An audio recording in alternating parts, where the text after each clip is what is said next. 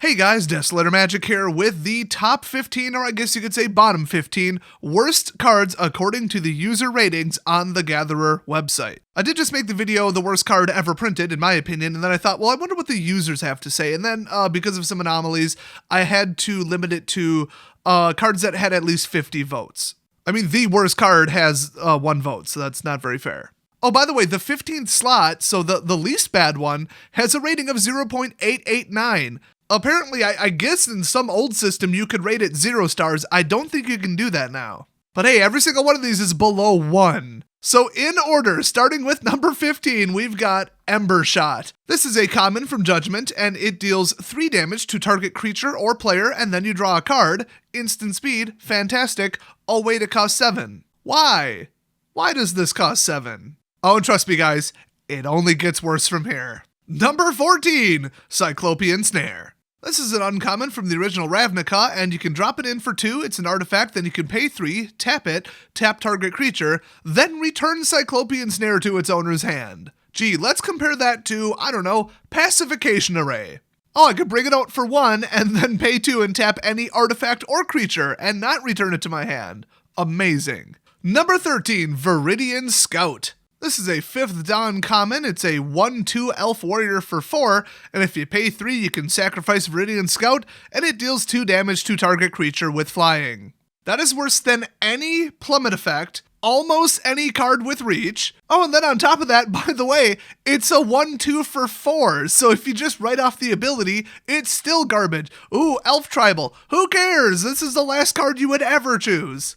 In fact, it says sacrifice Viridian Scout, and in the art, he's jumping out of a tree. I think he's gonna land on his face, and it's all just to take down whatever that thing is. What a moron! Next up is Kamal's Sledge. Apparently, druids can use sledgehammers now. I'll have to inform my D&D group of that. So this is a 7-cost sorcery, and it deals 4 damage to target creature only. It can only target a creature, but wait, there's more. Threshold, which means if you have 7 or more total cards in your graveyard, instead it deals 4 damage to that creature and 4 damage to that creature's controller. Wow. Boy, this is a pretty overpowered red spell. I don't know how people were able to play against such just overwhelming sledgitude. Next up, number 11, Break Open. This is a common card from Onslaught, and for 2 mana at instant speed, you may turn target face-down creature an opponent controls face up. Now, I didn't play during Onslaught, but I did play when face-down creatures were a thing. Why would you ever want to do this to an opponent's creature? I can't think of one single one that's stronger face-down than it is face-up. Maybe I'm wrong, but there are 242 votes putting this at 0.864. That would suggest that no, that is not the case. But hey, if you feel the need to unmorph an opponent's creature for them or something, okay. Next up, number 10, Crazed Goblin. It's a 1/1 for 1, and it attacks each turn if able. It is literally worse and more of a liability than any vanilla 1/1 ever printed. This was a common in one of the worst sets ever released, Dark Steel, and unsurprisingly, this was never printed again. By the way, the flavor text is just perfect for this card, because fighting is easier than figuring out what else to do. No, not usually. Not in Magic the Gathering, at least. I've never seen somebody take a 1/1 and swing into a 3/3 just because it's easier. Well, we just passed 10, so get ready for things to go way off the rails. We've got another original Ravnica City of Guilds common here, guys. Zephyr Spirit. It's a 0/6 for 6, not technically a defender or wall though. And when it blocks, return it to its owner's hand. Now remember, for 6 mana, baseline, at least in green, you would be expected to bare minimum get a 6/6 creature with no abilities. A 6/6 vanilla for 6 is considered pretty average. They can go up from there, they can go down from there. Well, this is a 0/6 non-defender for 6, and when it blocks even 1 time, you immediately return it to its owner's hand. Actually, I do believe before combat resolves. So if the creature had trample, it's hitting you full force.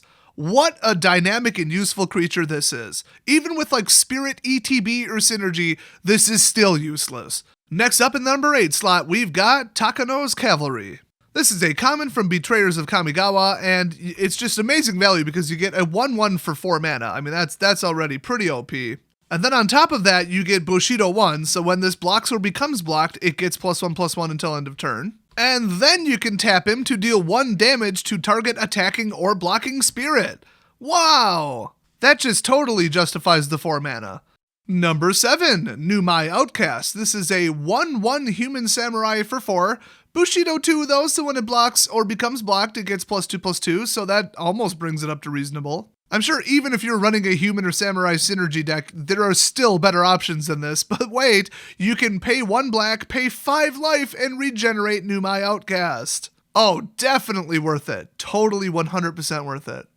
Next up, a common from Zendikar, it's Mindless Null. It's a 2/2 for 3, and it can't block unless you control a vampire. Why? Why can it not block unless you control a vampire? What benefit is that? I mean, other than to make the card worse and less playable, it's already a 2/2 for 3. I mean, okay, it's in a pretty common tribal, zombies, but still, this is probably the worst zombie I have ever seen.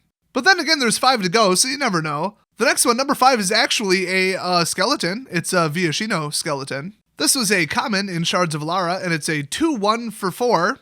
And then if you pay 1 generic plus a black, which is off color to the casting cost, you can discard a card and then regenerate your stupid 2/1 piece of crap.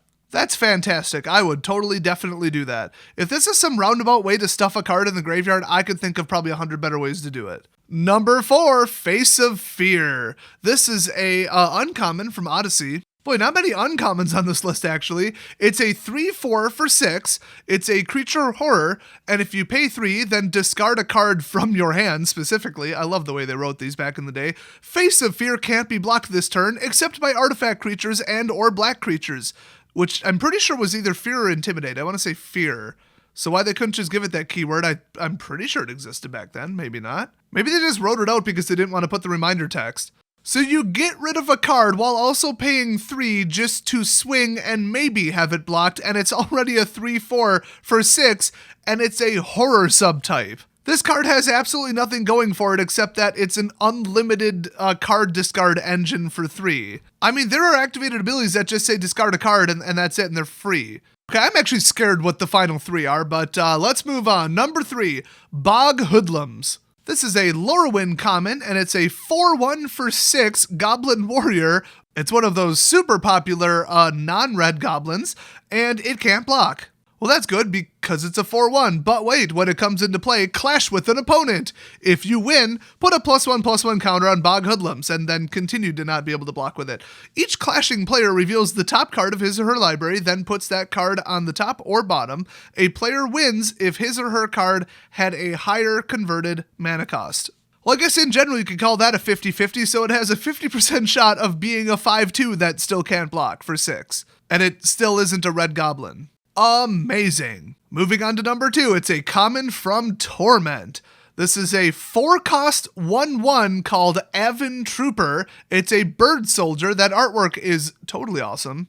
And it's flying, and then you can pay 2, discard a card from your hand, and it gets +1/+2 until end of turn, making it very nearly the stats that it should have been in the first place. Well, that makes sense, because white is the color where you always do stuff with cards that you purposely put in the graveyard.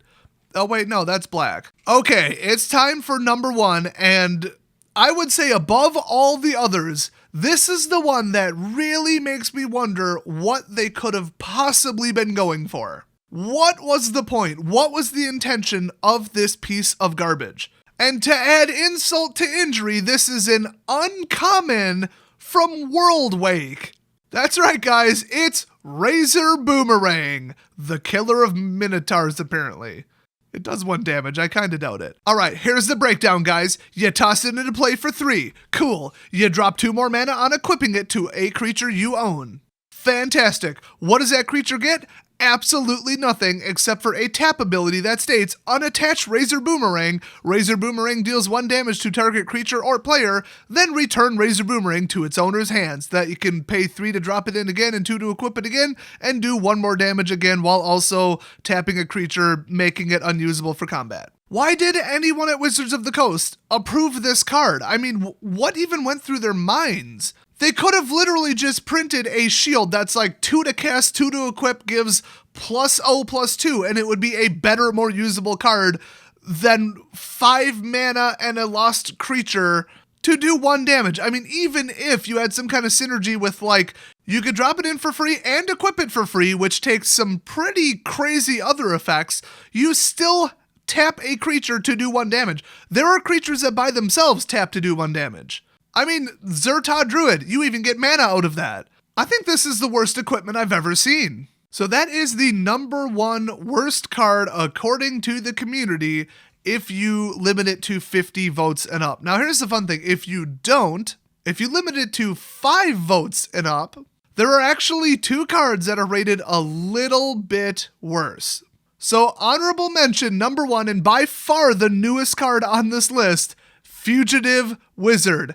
It's a 1/1 vanilla human wizard for 1. Apparently people really don't like vanilla creatures. And that had 11 votes, but the, I guess, worst card if you say 7 votes is acceptable, Tireless Missionaries. Strangely also an M15 card. So it's a 2/3 human cleric for 5, and when it enters the battlefield, you gain 3 life. I think we can all agree that those are both absolutely terrible, but not really worse than anything else on this list. But they are sincere garbage, and that's why they are definitely honorable mentions. But I've got to stand by my initial assessment. Nothing on this entire list even holds a candle to Tempest Efreet or Bronze Tablet. That is a level of bad that transcends the game itself. So anyway, thanks for watching. Don't forget to hit subscribe so you don't miss more crazy videos like this, and I will see you guys next video.